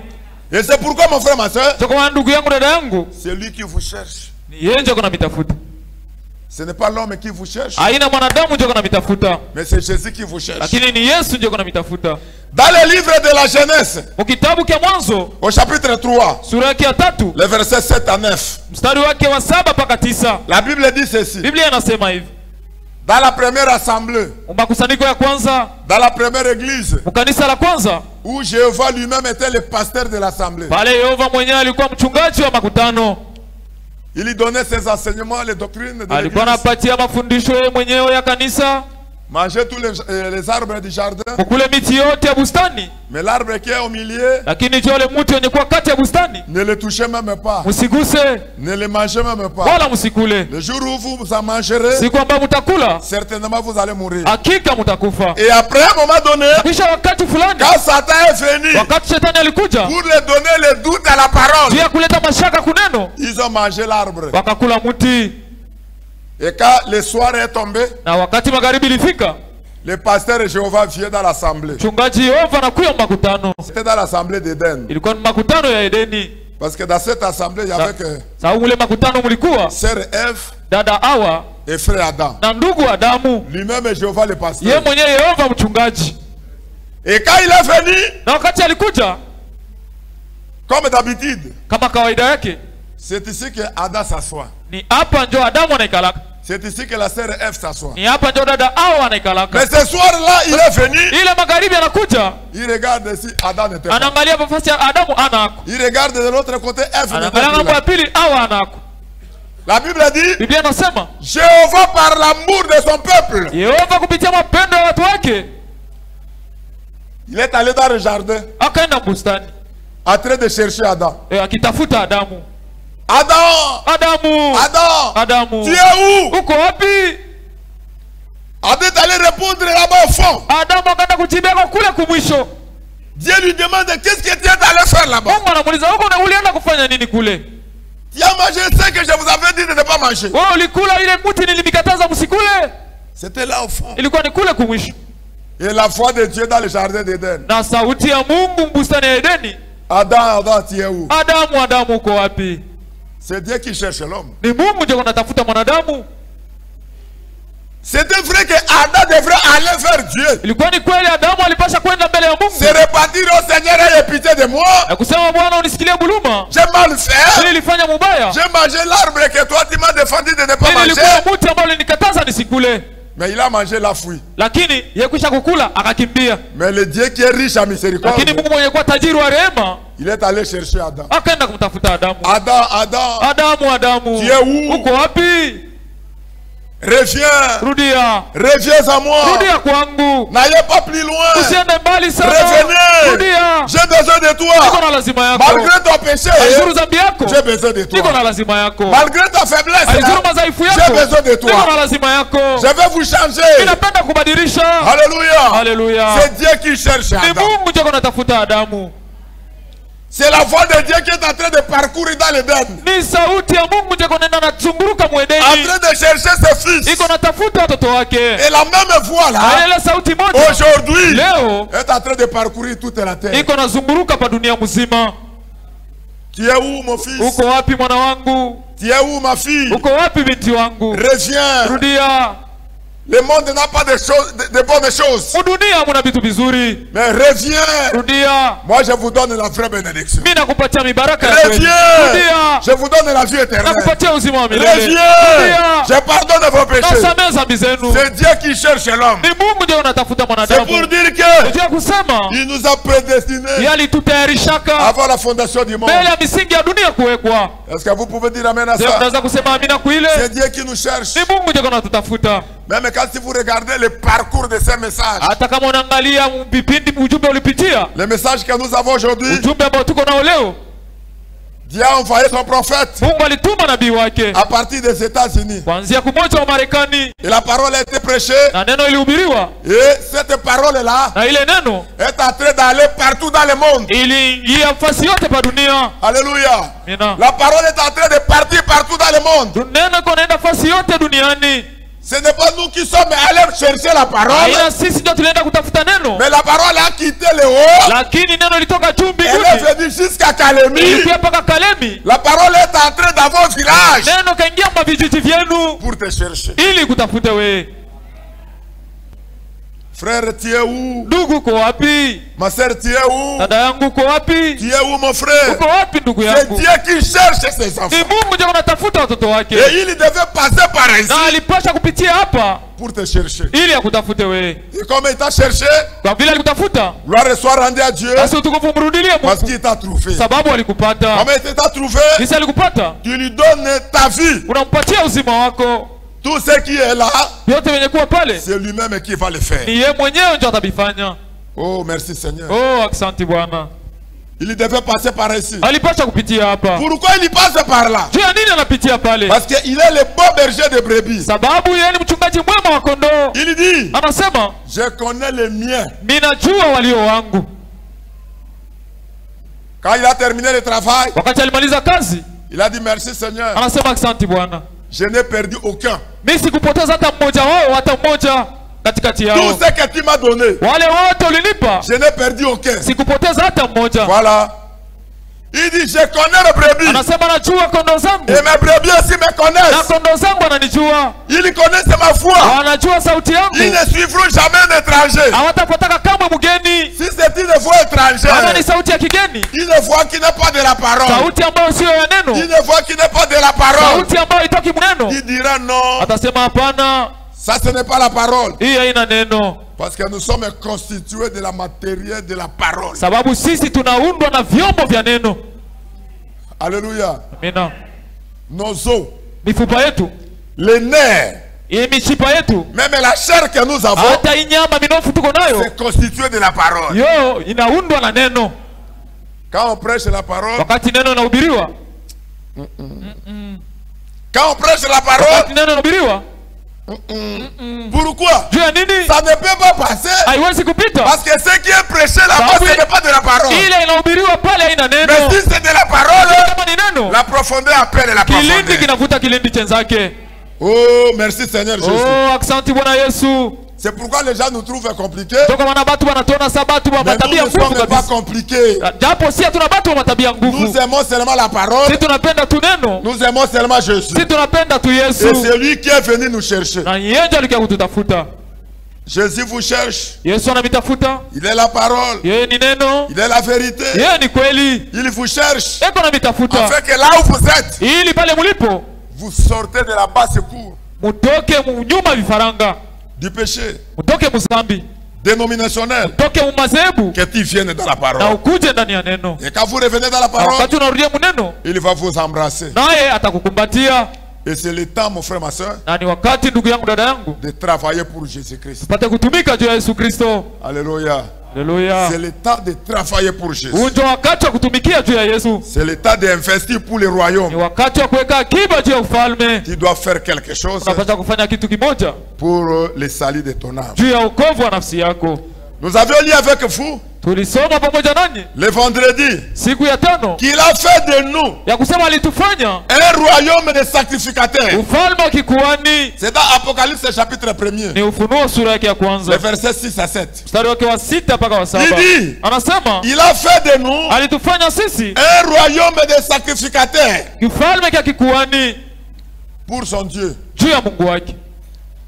À lui soit la gloire, la puissance au siècle des siècles. Et l'homme de Dieu dit, voilà pourquoi le monde ne nous attire pas.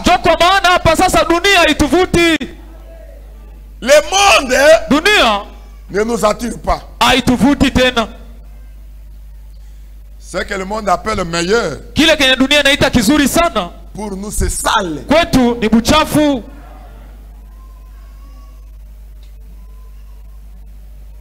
C'est que le monde a préçu, nous les dépressions. Ce que le monde appelle gloire, nous appelons ça la honte. Alléluia. C'est pourquoi le monde ne nous attire pas. Ce que le monde trouve glorieux,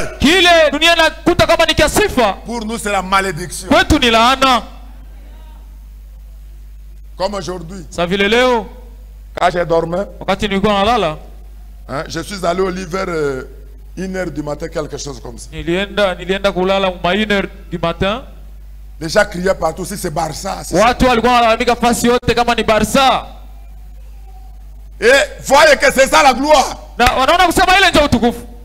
Pour nous c'est la mort. Le monde ne nous attire pas. Nous sommes un peuple particulier.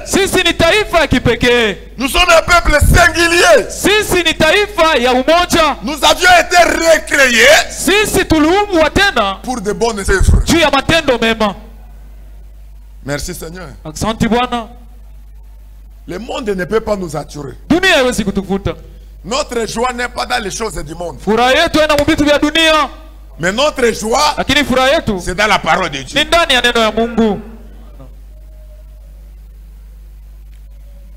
Ce matin, mon frère, ma soeur, même votre dépasse, votre dépense, hata gharama yako, ce n'est pas chose du monde. haina vitu ya dunia. Tournez votre regard Basi geuza uso wako dans la parole de Dieu. maneno ya Mungu. Dépensez-vous pour le royaume. Basi ujitoe juu ya falme. Le monde ne peut pas nous attirer. Dunia haiwezi kutuvuta. Tout ce qui est dans le monde, Yote yenye kwa dunia c'est la folie. ni bazimu. Mais notre joie, Lakini furaha yetu c'est dans la parole de Dieu. ni ndani ya neno ya Mungu.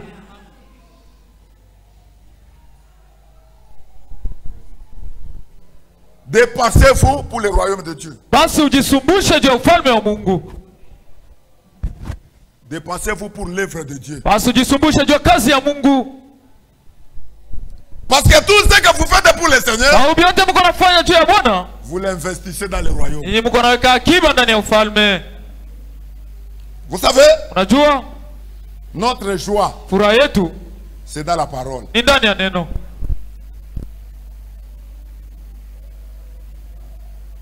Quand vous apprenez Wakati unajulishwa que le frère Jacques Hassan ya kusema ndugu Jacques Hassan est en train de voyager eko na safiri pour apporter la parole, juu ya kwenda kutangaza neno, dis-toi que c'est ma responsabilité. sema wewe mwenyewe kusema ni uzito wangu. Amen. Amen. C'est votre responsabilité. Ni uzito wako. Dites que c'est mon problème. Sema hii ni mambo yangu. Je dois dépasser pour l'œuvre de Dieu. Napasha kujisumbusha juu ya kazi ya Mungu. Notre joie, Furaha yetu c'est dans la parole. ni ndani ya neno. Oh Seigneur Jésus. Oh Bwana Yesu. Alors, Sasa dépassez-vous pour ça. ujisumbushe juu ya ile. Dieu vous réserve une grande bénédiction. Mungu anamwekea akiba mibaraka mkubwa. Quand vous apprenez que Frère Manel est en train de voyager, Wakati anakwambia ndugu maneno wako na safiri, sachez que c'est ton affaire. ujue kusema ile ni mambo yako na wewe. Vous devez investir. Unapaswa kuweka akiba. Vous devrez voyager ensemble avec lui Unapaswa kusafiri pamoja naye pour que les âmes soient sauvées. ili manafsi iokolewe. Le monde ne peut pas nous attirer. Dunia haiwezi kutuvuta, Mais il y a qu'une seule chose qui nous attire. lakini kwa kitu kimoja kiko natuvuta, C'est la parole de Dieu. ni neno la Mungu. Si le frère Jacques et frère Mané n'ont besoin, peut-être on va élargir l'église.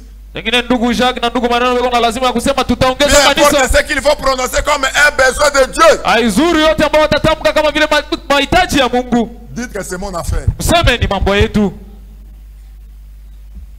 C'est ça.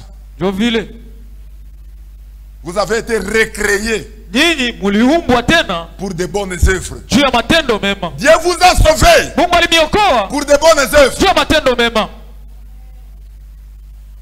On a besoin même de 100 sacs de ciment ici. Kuna lazima hata ya masaki 100 ya sima.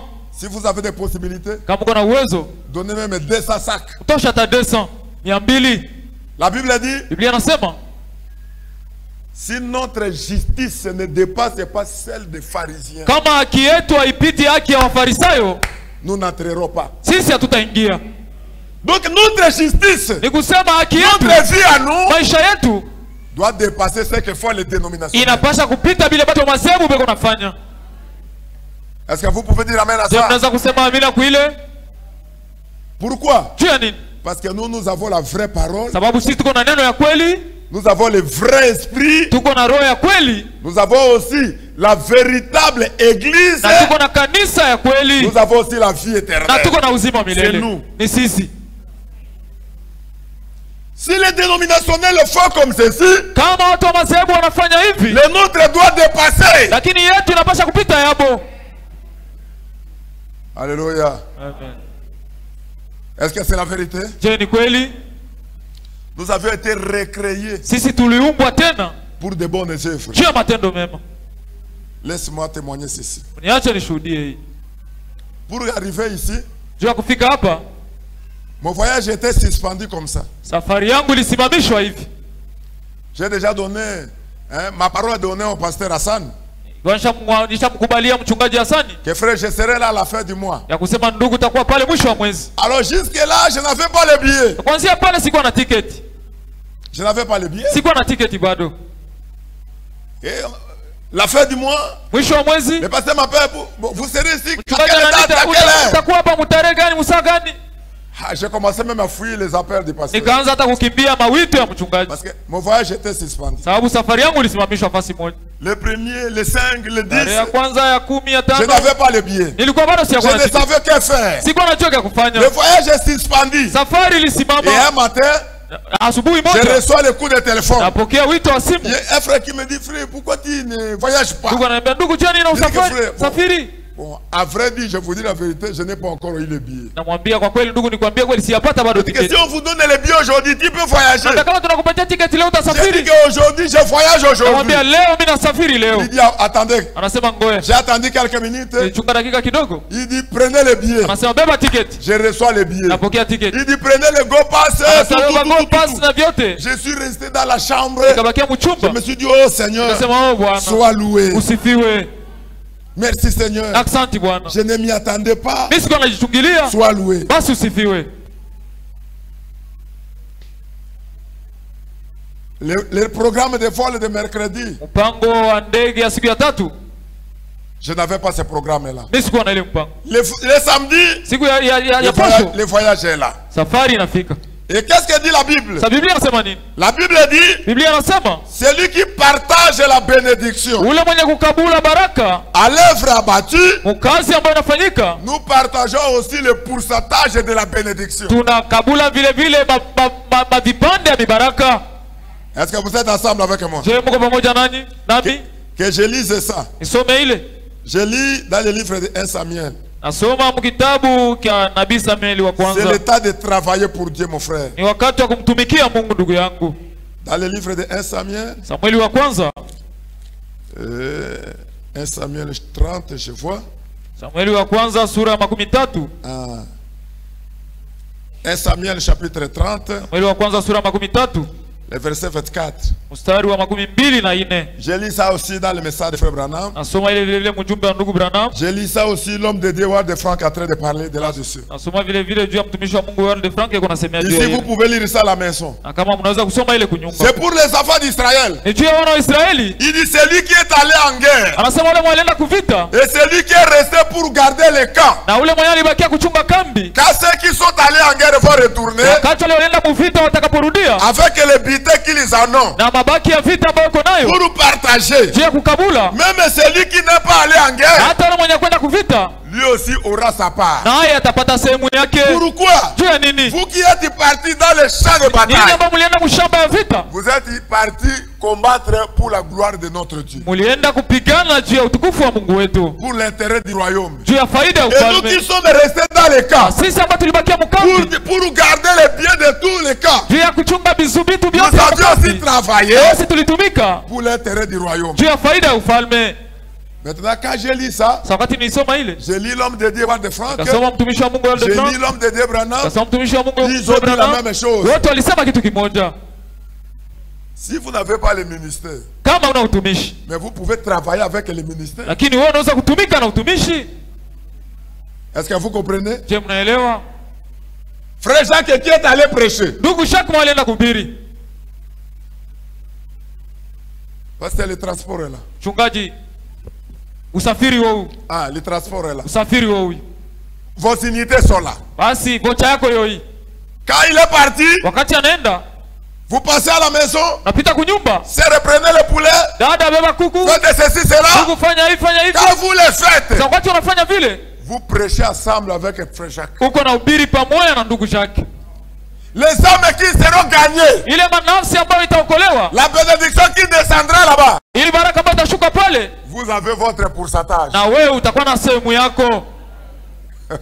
Vous voyez que nous ne perdons rien pour le Seigneur. Naona kusema tupotezi kitu juu ya Bwana.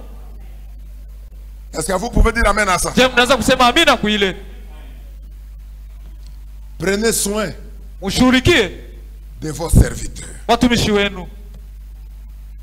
Faites tout ce que vous pouvez faire. Mfanye vyote viwezekanavyo. Quand vous le faites, wakati mnaifanya, vous ne le faites pas pour les hommes. Muifanyi juu ya watu, mais vous le faites pour Dieu. Lakini mnaifanya juu ya Mungu. C'est pourquoi Dieu nous a appelés. Ndio kwa maana Mungu alituita Pour que le monde ne puisse pas nous attirer. Ili dunia isituvute. Que nous soyons un peuple singulier. Ili tukue taifa ya kipekee. Zélé pour de bonnes œuvres. Ambayo inatiliwa pale juu ya matendo mema. Il faut à tout moment vous regarder les hommes que Dieu vous a envoyés pour vous. Napasha kila mara uangalia watu ambao Mungu aliwatuma juu yenu. Frère, quelque chose est là pour vous. Ndugu, kwa kitu fulani hapa juu yako. Frère Maneno, quelque chose est là pour vous. Oh, ndugu Maneno, kwa kitu fulani hapa juu yako. Vous les achetez des habits. Pale mnawauzia mavazi. Vous les donnez à manger. Mnawapatia chakula. Vous prenez soin d'eux. Mnawashughulikia. Ce sont eux que Dieu a envoyés pour vous. Ni wao ndio Mungu alituma juu yenu. C'est ça l'investissement des enfants de Dieu. Ile ndio akiba ya watoto wa Mungu. Vous savez, le monde fait des courses. Unajua, dunia watu wanakuwa na pimanisha, wanakuwa na bechana. Quand ils se trouvent dans des cabarets, wakati wanakutana mafasi ya vinywaji, toi tu as acheté 2 casiers, wewe uliuza kazie 2, moi j'achète 4 5. Mimi nauza 4 au 5. Cela ne peut pas nous attirer. Ile haiwezi kutuvuta. La Bible dit l'église maintenant. Biblia nasema kanisa sasa, rachetez le temps. Mukomboe muda. Car les jours sont mauvais. Maana siku ni mbaya. L'homme de Dieu interprète ça. Mtumishi wa Mungu anatafsiri ile. Il dit racheter le temps, qu'est-ce que ça veut dire? Kukomboa wakati maana yake nini? Nous avions perdu pour le monde. Sisi tulipoteza juu ya dunia. On donnait de l'argent aux choses du monde. Tunatosha fedha juu ya vitu vya dunia. On donnait l'argent pour la prostitution. Tunatosha fedha juu ya ukahaba. Pour la cigarette. Juu ya sigara. Mais Dieu quand il nous a récupérés. Sasa wakati Mungu alituchukua, nous lui appartenons maintenant. Sisi tunakuwa mali yake sasa. L'homme de Dieu dit, toute personne qui vient au Seigneur, kila ule mtu anayekuja kwa Bwana, il regrette du temps qu'il a passé au monde. Anahuzunika juu ya wakati ambao alipitisha kwa dunia. Est-ce que c'est la vérité? Je ni kweli? Si tu ne regrettes pas, kama ufadhaiki, tu n'as pas encore revenu au Seigneur. Wewe bado hayakuja kwa Bwana. Moi je vous dis c'est la vérité. Mimi naambia ni kweli. Toute personne, kila mtu qui vient dans le Seigneur, mwenye anakuja kwa Bwana, il regrette. Anakuwa na huzunika. Voilà combien j'ai perdu le temps au monde. Voilà ce que j'ai fait au monde. Oui, tu as perdu. Comme tu as perdu, Dieu par sa grâce vous a appelé. Nous rachetons maintenant le temps. Il dit ceci. Ephésiens chapitre 5. Le verset 16. Je commence au verset 15. Il dit, prenez donc garde de vous conduire avec circonspection. Non comme des insensés, mais comme des sages. Rachetez le temps, car les jours sont mauvais. Nous rachetons le temps. Nous rachetons le temps. Parce que nous l'avions perdu au monde. Nous avions perdu notre argent. Nous avions fait des dépenses inutiles. Mais Dieu, par sa grâce, il est venu passer par là. Là où toi tu étais. Là où moi j'étais. Et j'ai attendu le son. La parole. Maintenant je suis à lui. Je rachète le temps. Tout ce que j'ai fait, je demande à Dieu pardonner. De le faire maintenant pour Dieu. D'engager maintenant de vraies dépenses. Pour ma bénédiction. Et pour mon salut. Voilà pourquoi vous êtes là. Il devait passer par là pour appeler chacun de vous. Que vous n'êtes pas un dénominationnel. Mais vous êtes un fils de Dieu. Donnez à Dieu votre vie. Soumettez-vous à lui. Il va faire de grandes choses. Que le Seigneur vous bénisse.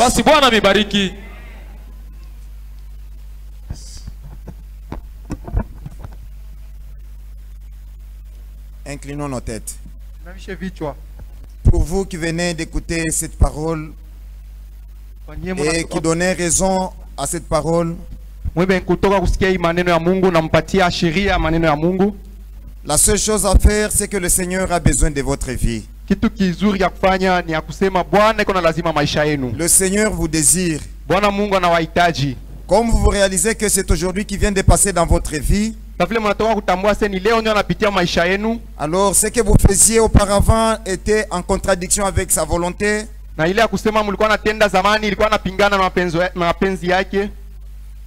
Donnez votre vie à Dieu. Parce que Dieu s'est résolu de sauver l'humanité par la folie de la prédication de sa parole.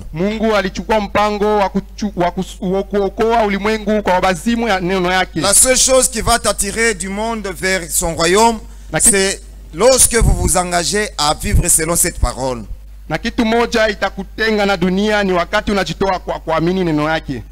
Aujourd'hui c'est ton jour. Et c'est le jour où Dieu t'a parlé. Alors il est temps pour toi de témoigner devant les hommes et devant Dieu que tu t'engages à les suivre.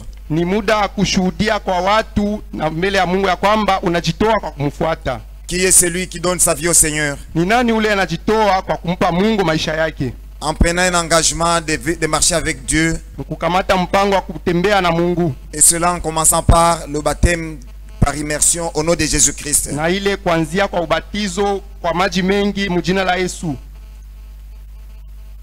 Qui s'engage à donner sa vie à Dieu? N'aie pas honte. Si tu as honte aujourd'hui de Dieu, demain il aura honte devant ses, il aura honte de toi devant ses anges. N'endurcis pas ton cœur. Le Seigneur t'étend sa main. La main de la miséricorde, sa main de la tendresse. Il veut que vous puissiez vous réconcilier. Parce qu'à cause du péché, vous étiez en inimitié. À cause de l'incrédulité, vous ne lui appartenez pas. Mais il vient de te parler. Et sa parole vient de toucher le fond de ton cœur. C'est à toi seulement de lever ta main, mon frère. Lève ta main, ma soeur, pour attester que la parole de Dieu, c'est elle la vérité. Et la vie que tu menais autrefois, ce n'était que le mensonge du diable. Lève ta main. Nous t'attendons. Les eaux du baptême sont prêtes. Les hommes de Dieu pour vous conduire au baptême sont prêts. C'est toi seul qu'on attend seulement. Si tu entends sa parole, la Bible dit, n'endurcis pas ton cœur. Pourquoi tu endurcis ton cœur? En endurcissant ton cœur, tu t'éloignes davantage de Dieu. C'est le jour de grâce pour toi. C'est le jour de ta visitation. C'est le jour où Dieu veut que vous puissiez vous réconcilier. Pourquoi veux-tu toujours demeurer dans cette vie-là ancienne? Là où tu te vautres dans le péché. Qui est celui qui est courageux, qui peut lever sa main? Nous avons un doigt ici. Que Dieu vous bénisse. Levez-vous, mon frère. En levant ta main, tu défies le diable. Et là, Dieu est dans la joie. Avancez ici. Qui peut encore se joindre au frère qui vient de s'engager? Soyez courageux. Bannissez la honte. Bannissez la crainte. Soyez armés du courage. En donnant raison à la parole de Dieu. Parce que ce n'est pas en vain que Dieu nous a parlé. Dieu nous a parlé. C'est pour que nos cœurs soient touchés. Et étant touchés, que nous puissions être réconciliés à lui. Oui, nous avons une deuxième main. Que Dieu vous bénisse, ma soeur. Venez ici, avancez. C'est le temps de la moisson de Dieu.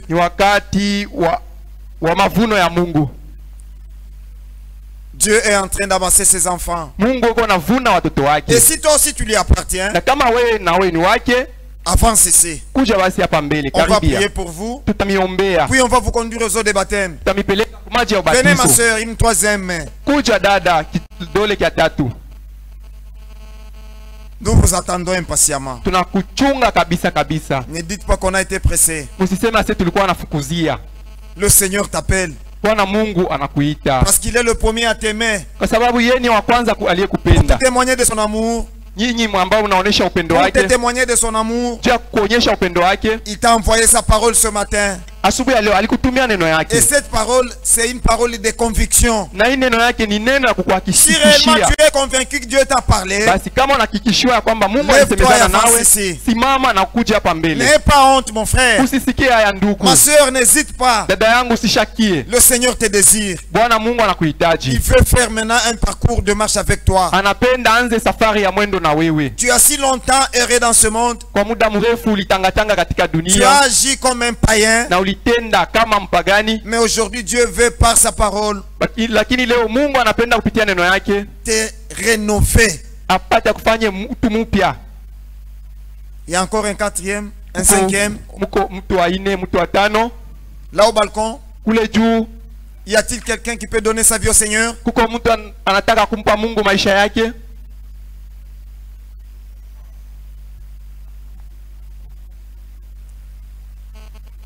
Y a-t-il quelqu'un?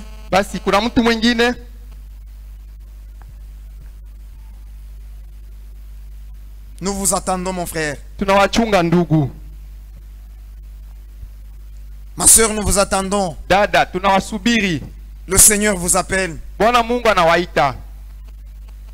Il vous témoigne de sa tendresse. Il veut vous accorder le repos. Le repos contre la vie médiocre que vous meniez.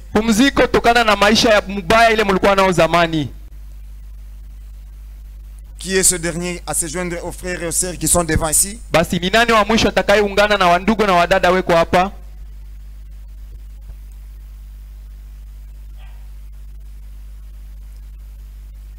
Ça va. Nous allons tous nous lever.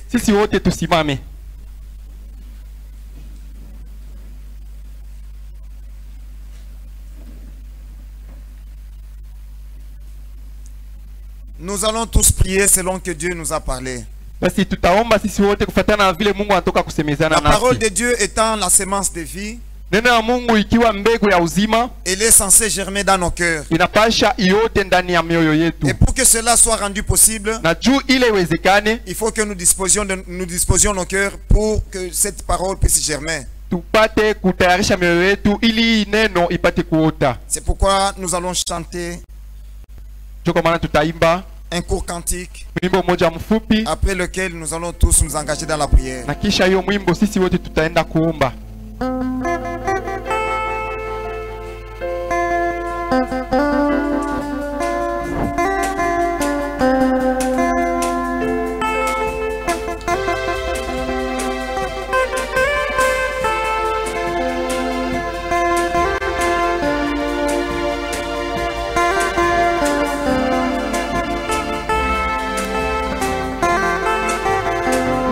J'étais perdu dans ces mondes, loin de ta face.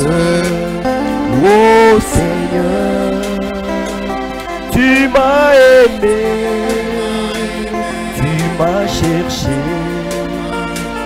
tu m'as sauvé, Seigneur Jésus. Tu m'as aimé, tu m'as cherché, tu m'as sauvé, Seigneur Jésus.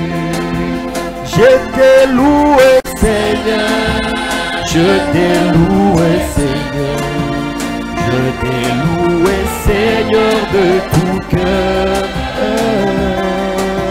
Je t'ai loué, Seigneur, je t'ai loué, Seigneur, je t'ai loué, Seigneur, de tout cœur.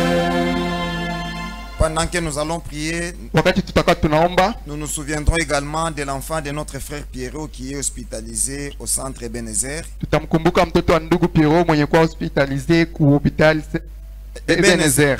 Ebenezer. Son enfant Ebenezer qui est hospitalisé. Pour que Dieu lui procure de la guérison favorable.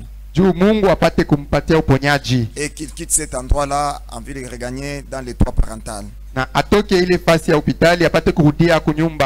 Prions tous les seigneurs. Nous demandons au pasteur Numbi de venir prier pour les âmes qui ont donné leur vie au Seigneur.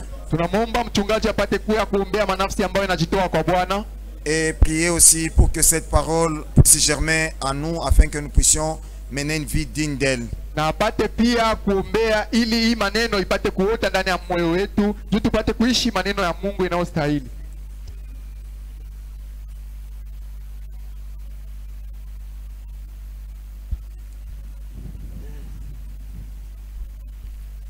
Bwana wetu mfalme na mwokozi Yesu Kristo. Notre Dieu, Seigneur et Sauveur Jésus-Christ. Ce matin, nous poussons vers toi les cris de joie. Ce matin, nous te louons. Car tu es notre Dieu. Tu ne nous as pas abandonnés, Seigneur. Nous avons appris que tu nous suis même quand nous sommes dans l'erreur. Tout comme Adam lorsqu'il a fauté, tu as commencé à les chercher. Ce n'est pas nous qui te cherchons. C'est toi qui nous cherches. Et c'est toi qui prends soin de nous. Et te sommes infiniment reconnaissants. Car dans ta parole tu dis que tu nous as connus avant le commencement du monde. Nous t'appartenions.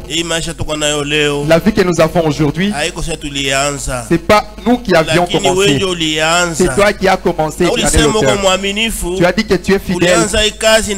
Toi qui as commencé cette œuvre en nous, tu feras arriver à la perfection. Ce n'est pas par la volonté d'un homme. Ce n'est pas par ma force. Ce n'est pas par la force de la sœur. Encore moins pour la force des frères. C'est parce que tu as voulu que... Voilà pourquoi nous avons cette espérance. Nous ne nous regardons pas. Ne regardons pas ce que nous sommes, Seigneur. Mais nous regardons ta grandeur. Et ta parole. On nous donne la force. Ta parole nous donne le pouvoir d'aller de l'avant. Voilà pourquoi la parole est sortie encore ce matin. Fais en sorte que ça puisse avoir lieu dans notre cœur. Pour que ça donne la transformation. Que nous ne soyons pas toujours des auditeurs, mais que nous puissions aussi mettre ta parole en pratique. Parce que de nous-mêmes, ne nous pouvons rien. C'est toi qui as dit nous ne pouvons rien sans toi. Seigneur, nous comptons sur toi. Nous comptons sur toi. Comme tu as dit, tout ce dont le Père t'a donné, tu n'as perdu aucun d'eux. Seigneur, tu ne peux jamais mépriser qui que ce soit. Tu ne peux jamais mépriser qui t'en vient à toi. Tu as dit tu honores ceux qui t'honorent. Tu méprises celui qui te méprise. Donne l'esprit de t'honorer. Auprès de qui d'autre irons-nous? Nous disons aussi comme Pierre. C'est à toi où il y a la parole de vie. C'est à toi où il y a la vie éternelle. C'est toi qui nous guéris de toutes nos maladies. Aide-nous et viens-nous en aide. Guéris les maladies spirituelles et charnelles. Pour que nous ayons de la progression dans ta parole. Nous manquons des mots pour exprimer. Nous ne savons même pas prier. C'est toi qui prie pour nous. Qu'est-ce qui ne peut pas être dit devant ton Père? Et matin, pour que nous soyons dignes devant toi. Parmi nous, il y a ceux qui ont des difficultés, qui n'ont pas de solution. Tu as dit, j'ai envoyé ma parole pour que ma parole vous guérisse. Guéris-nous au travers de ta parole de ce matin. Souviens-toi, Seigneur, la requête qui a été amenée ici. Le neveu de notre frère Maloba, qui est dans le coma. crois. Seigneur, tu as dit que tu es le médecin qui nous guérit de toutes nos maladies. Tu as dit ce qui est impossible à l'homme. À toi, Dieu, cela est possible. Tu as dit tout est possible. Celui qui croit. Guéris le frère qui est à l'hôpital pour le moment.